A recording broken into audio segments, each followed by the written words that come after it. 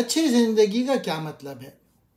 اس کا مطلب ہے کہ زندگی کی چھوٹی چھوٹی چیزوں کے لیے شکر گزار ہونا جو آپ کو خوش کرتی ہیں، جیسے دوستوں اور فیملی کے ساتھ وقت گزارنا، اچھا کھانا کھانا۔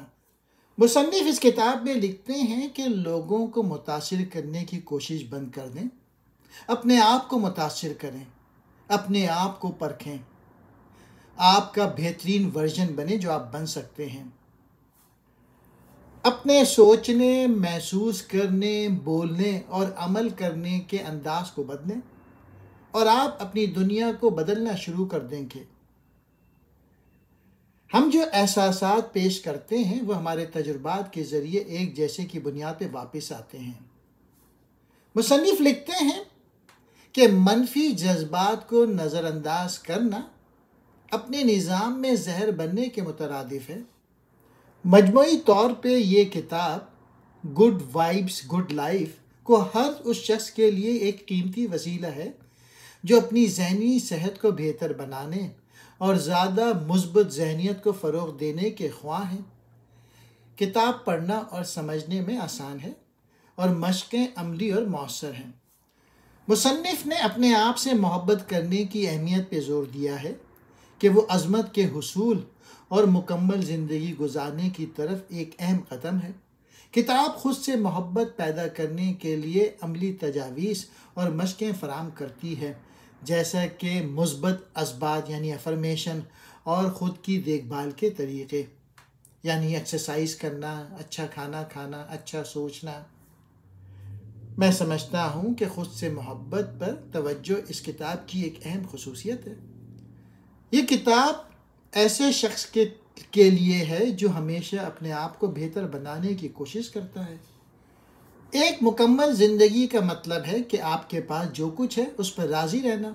اس کا مطلب ہے زندگی کی چھوٹی چھوٹی چیزوں کے لیے شکر گزار ہونا جو آپ کو خوش کرتی ہے۔ یہ کتاب آپ کو آپ کے کمفرٹ زون میں نہیں رہنے دے گا بلکہ آپ کو کمفرٹ زون سے باہر نکالے گا، اور زندگی میں آپ کو اپنے لاشعوری دماغ میں اچھے بیج لگانے کا انتخاب کرنا ہوگا۔ ویکس کنگ نے یہ کتاب لکھی ہے۔ وہ لکھتے ہیں کہ اپنے جذبات پہ قابو رکھنا اور اپنے خوابوں کی حقیقت کو ظاہر کرنا ہی آپ کو کامیاب بنائے گا۔ کتاب اس بارے میں بات کرتی ہے کہ ہم جس چیز پہ توجہ مرکوز کرتے ہیں وہ کس طرح اپنی طرف متوجہ ہمیں کرتی ہے، چاہے وہ مثبت ہو یا منفی۔ یہ کتاب ہمیں اس بارے میں بتاتی ہے کہ ہمیں اپنے سوچنے اور کام کرنے کے طریقے کو کس طرح سے بہتر بنانے کی ضرورت ہے تاکہ ہم اپنے محدود عقائد سے زیادہ واقف ہوں اور بہتر نتائج کے لیے انہیں تبدیل کریں۔ لا آف وائبریشن کا قانون ہے کہ آپ کے جذبات آپ کی حقیقت پہ اثر انداز ہوتے ہیں۔ مصنف لکھتے ہیں کہ آپ صرف کسی چیز کی خواہش کرنے سے چیزیں حاصل نہیں کر سکتے، آپ کو اسے محسوس کرنا ہوگا۔ اس طرح آپ اپنے آپ کو اپنے مقاصد کے قریب لائیں گے اور انہیں حقیقت بنائیں گے۔ اگر آپ اپنے دن منفی لوگوں کے ساتھ گزار رہے ہیں تو مطالعے سے پتہ چلا ہے کہ آپ بھی منفی انداز میں محسوس کریں گے اور کام کریں گے۔ آپ وہ بن جاتے ہیں جن کے ساتھ آپ اپنا وقت گزارتے ہیں، لہٰذا اپنے آپ کو خوش لوگوں کے ساتھ کمپنی بنائیے۔ اعتماد بڑھانے کے لیے کتاب سے پتہ چلتا ہے کہ روزانہ کم از کم 20 منٹ کے لیے سیدھے پوز میں بیٹھنا چاہیے۔ اپنے آپ کو بہتر بنانے کے عمل میں باڈی لینگویج بھی انتہائی اہم ہے۔ مسکرانا اور مثبت سوچنا ہارمونز کو فعال کرنے میں مدد دیتا ہے۔ مصنف لکھتے ہیں کہ حدود طے کرنا چاہیے لوگوں کی، یعنی حدود طے کرنے کا مطلب یہ ہے کہ آپ کے تعلقات میں کون سا طرز عمل لوگوں کا آپ کو قبول ہے اور کون سا ناقابل قبول۔ جب آپ حدود طے کر دیں گے تو لوگ آپ کا زیادہ احترام کریں گے۔ گڈ وائبس گڈ لائف کا مقصد لوگوں کو رکاوٹوں پر قابو پانے، تبدیلی کو اپنانے اور ایک مثبت ذہنیت اور طرز زندگی کو فروغ دے کر ایک خوشگوار اور بھرپور زندگی گزارنے کی ترغیب دیتا ہے۔ مصنف لکھتے ہیں کہ ان حالات کی نشاندہی کریں جو آپ کو درد یا تناؤ کا باعث بناتا ہے۔ فیصلہ کریں کہ آپ ان کو بہتر بنانے میں کتنا وقت اور توانائی لگانا چاہتے ہیں یا نہیں۔ حدود طے کرنا صرف زہریلے لوگوں کو اپنی زندگی سے دور کرنے کے بارے میں نہیں ہے۔ مصنف لکھتے ہیں کہ اپنے آپ پہ کام کرنا سیکھیں، اپنے ذہن میں خوش کن بیج بوئیں اور اپنی موجودگی سے لطف اندوز ہوں۔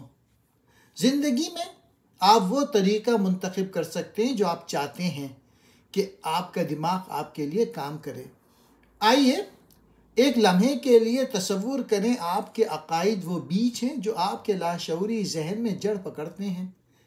آپ کے پاس یا تو مددگار یا غیر مددگار عقائد ہیں جو خوشگوار ہیں، پرسکون ہیں یا زہریلے ہیں۔ اگر عقائد زہریلے، خراب، برے ہیں تو وہ آپ کو بنجر زمین کی طرف لے جاتے ہیں۔ اپنی حقیقت کو کامیابی سے تبدیل کرنے کے لیے آپ کو خراب بیجوں کو ختم کرنے کی ضرورت ہے۔ ایسا کرنے کے لیے آپ کو سب سے پہلے یہ تسلیم کرنے کی ضرورت ہے کہ آپ کے محدود عقائد ہیں، اور پھر اس کے بارے میں آگاہی پیدا کریں کہ یہ عقائد آپ کی زندگی کو کیسے متاثر کر رہے ہیں۔ ایک بار جب آپ یہ طے کر لیتے ہیں تو آپ اپنے پرانے محدود عقائد کو نئے با اختیار بنانے والے عقائد سے بدل کے تبدیل کر سکتے ہیں۔ آئیے کہتے ہیں کہ آپ صحت مند بننا چاہتے ہیں، آپ بہتر کھا رہے ہیں اور زیادہ ورزش کر رہے ہیں۔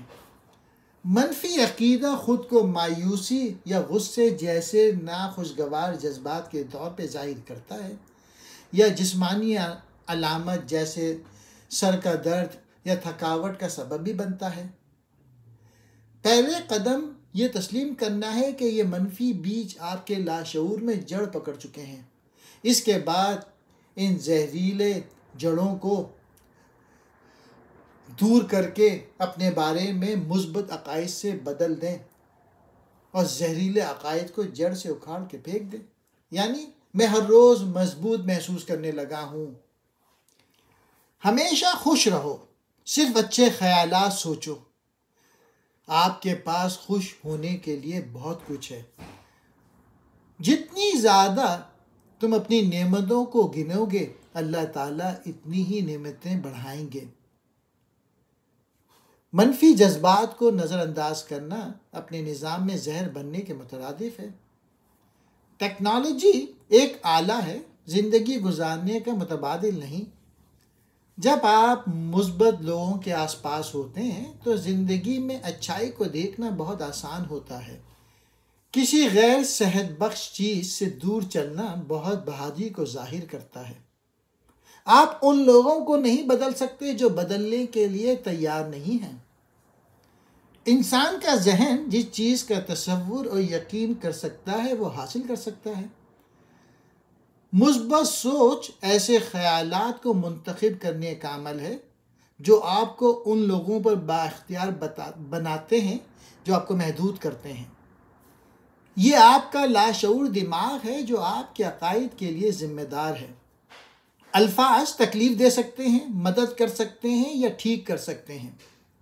آپ جو کچھ لکھتے اور کہتے ہیں اس میں طاقت ہے۔ آپ اپنے مستقبل کے مصنف ہیں۔ اپنی خواہش کے بارے میں لکھیں اور اپنی کہانی کو زندہ کریں۔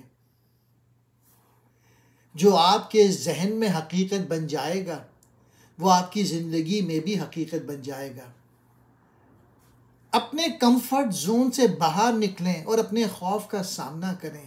ترقی اس وقت ہوتی ہے جب آپ کو چیلنج کیا جاتا ہے، اس وقت نہیں جب آپ آرام دہ ہوں۔